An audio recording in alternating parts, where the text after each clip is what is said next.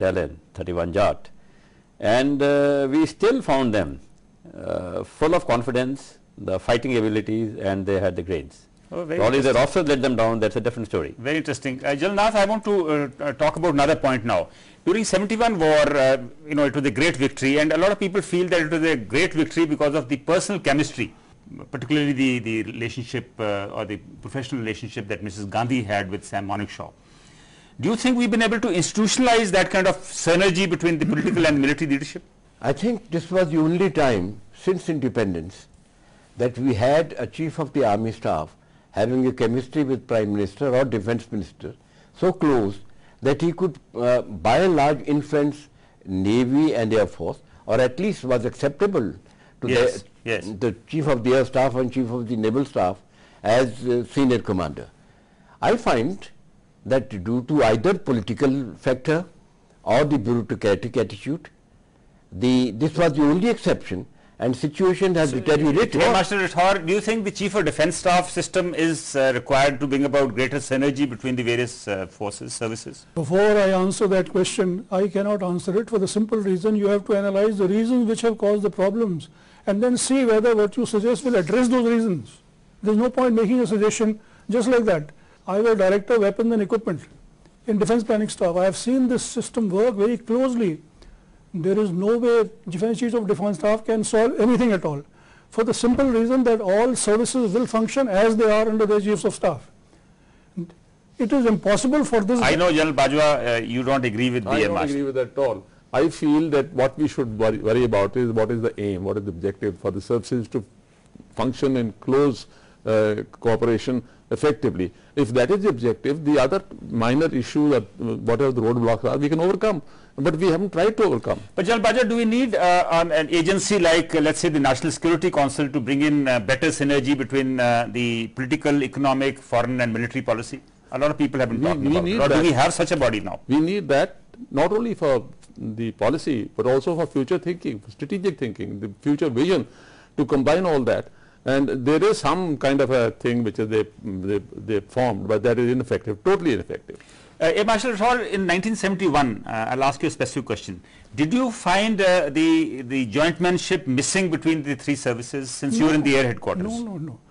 You see, there was no jointmanship at all, in the sense that they were all different services. And because even Air Chief Marshal P.C. Lal in his book, My Years with the Air Force, mentions that all the three services were left to make their own plans as they thought best. Achha, is that how war ought to be fought? Please listen to me. I have been Air Force Commander of an Air Force Command, and we have worked together with Central Command Army, which is in Lucknow, to forge a joint strategy against the sector in that area. Yes.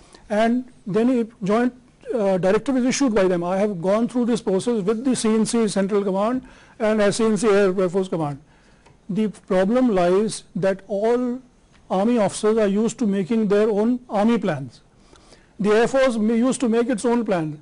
Unless we make joint plans, you have to think together, you have to integrate the air element at every stage before. That's a very interesting point, making joint plans, but Army often use the fact that they do not get Air Force support during the ground operations, while the Air Force generally believes in gaining air superiority.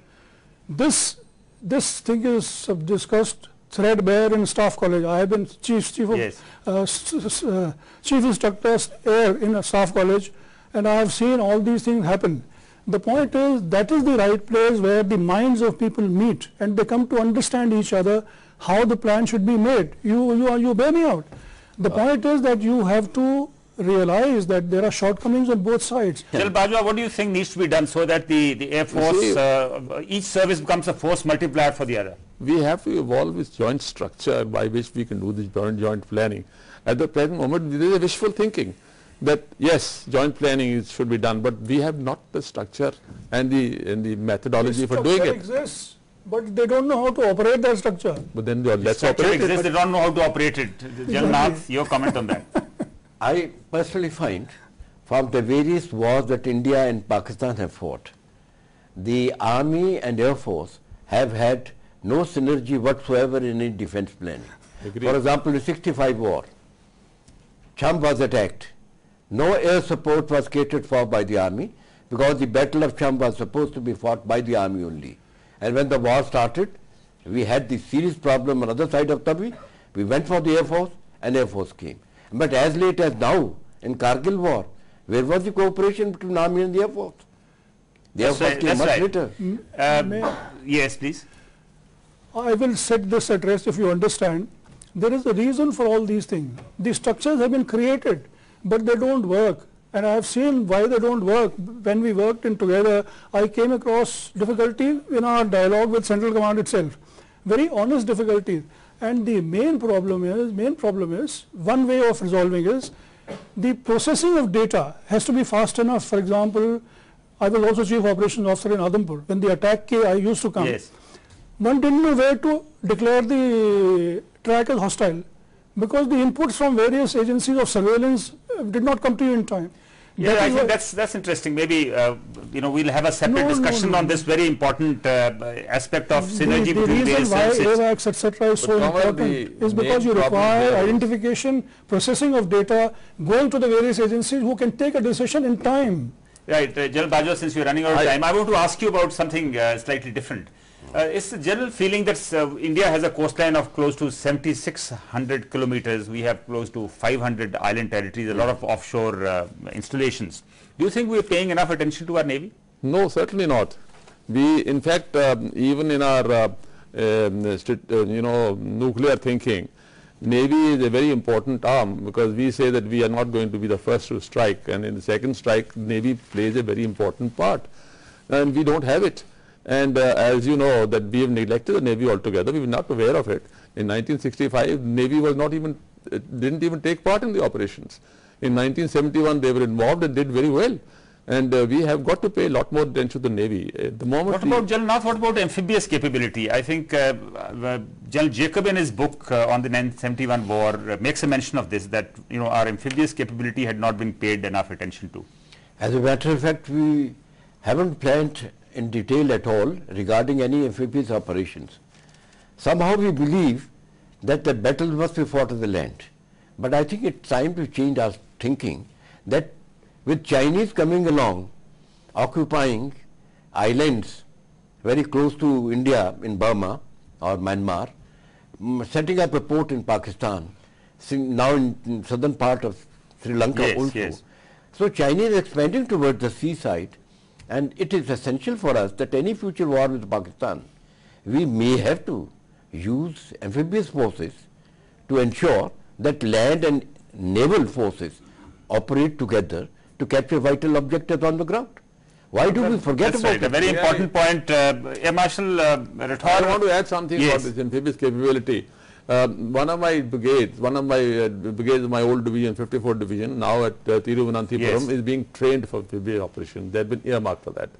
So some forward movement has taken place. Air Marshal Rathore, are we in a better state? What is the sense that you get as far as the Air Force is concerned, for any operations maybe against China or Pakistan or both at the same time? Because if you remember in 1962, we did not use the Air Force. I was one of the hunters sitting in Jorhat. 8 hunters were sent. We were doing ORP, operational that is during readiness 62 war. And ready to go to war. But the net never came. I'll tell you why it didn't come. Because they sent 8 hunters. We reached there on 18th of October, 19th of October. We parked the aircraft. The aircraft started sinking into the sand, into the tarmac. It could not take the weight of the aircraft. Just one thing brought one aircraft. There was no refueler available. There was no air surveillance available. There was no command and control available. So what do you do with the aircraft? Well, I think by the 71 war we had improved considerably. No, even 65 war, from 62 to 65 there's been a change. The point is that before an aircraft buying is very easy. India has been buying aircraft and aircraft and aircraft. But the ground environment, the control, surveillance and control environment is far behind. And we have not paid enough attention to that. I have been air attaché in Moscow as well 3 years. And that is the time we were discussing with Soviets acquisition of their AWACS for India. They made it a very high profile point. Terex used to come from That's ministry. right. That's why the AWACS, when they did come, I think they came many years later. General Bajwa, in fact, we have a formidable arsenal of missiles, but there is a general feeling that our nuclear doctrine is something which needs to be looked at seriously. It's very sketchy at the moment and very imperfect. In fact, one of the principles of deterrence is that it must be known, and it must be, the other party must know that you have it and you will use it. You have the determination to use it. At the present moment, nothing much is known. And are we about paying it. enough attention to strategy and maneuver and tactics?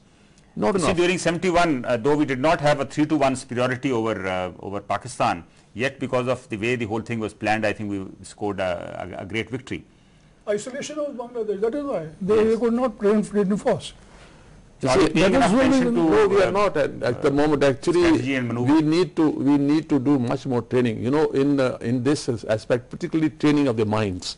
You know, there is a lot of necessity for But that. how did this come about in 71? We were able to bypass the towns, and I thought the maneuver was visible in a lot of places. Yeah, because see, there the advantage to us was that the Pakistan army deployment had been made static, totally static by the action of the Mukti Bahini inside the. At the same time, you find in Bangladesh war, there was one army commander who thought army and air can operate together. We had the capability of 2 companies being carried by helicopters. There are no heli-borne operations except under General Sagat Singh on the eastern side when he was commanding the 4th Corps. He used effectively at 2 places, but most important was going toward Dhaka. He airlifted minor elements to start with and went on the other side. This capability was available to 2 Corps also, advancing on the west. Yes. Never once did we use it. We also had light tanks.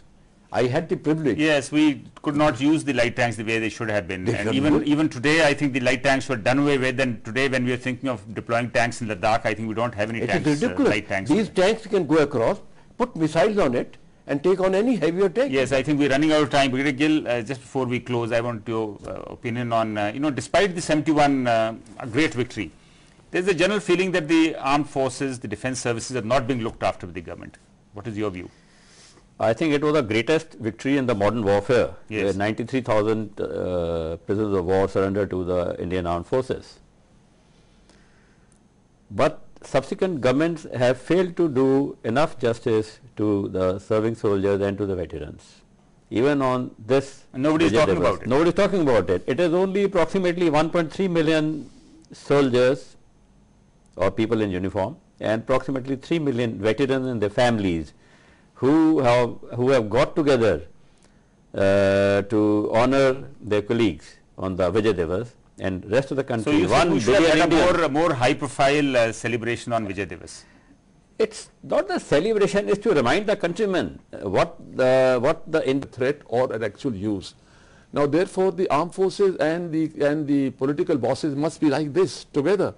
And unfortunately, you find that the bureaucracy at the moment is dividing the armed forces and They're not allowing this to happen. Well, thank you, gentlemen, for joining us in this discussion. The 1971 war will go down in the annals of military history as a total victory.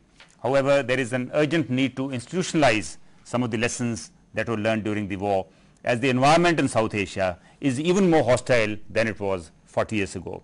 That's all in this episode. Do write your feedback. Next week we meet again with a new issue. Till then, good luck and goodbye. And for now, we meet at the bar.